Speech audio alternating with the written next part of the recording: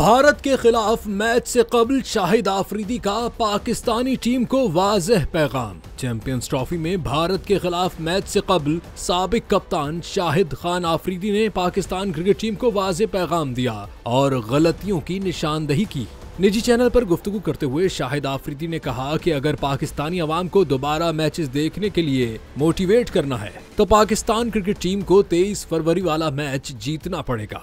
कौमी team match जीतेगी तो इवेंट में रहेगी, वरना तो फिर आउट हो जाएगी। शाहिद आफरीदी ने कहा कि भारत का मैच कितना अहम है ये हम सबको पता है। भारत के खिलाफ हम ना बैटिंग, न फील्डिंग और ना ही बॉलिंग में गलती के मुतहम्मिल हो सकते हैं। ये मैच डू और डाई वाली सूरत हाल है। रिजवान को अपना कैरेक्टर दिखाना होगा और उसे फ्रंट से लीड करना पड़ेगा। उन्होंने कहा कि आखिरी मैच में कप्तान ने गलतियां की हैं। अगर हमारे फास्ट बॉलर्स इतने ज्यादा रन्स दे रहे थे तो हमें स्पिनर्स को चांस देना चाहिए था। यहाँ रिजवान ने गलती की।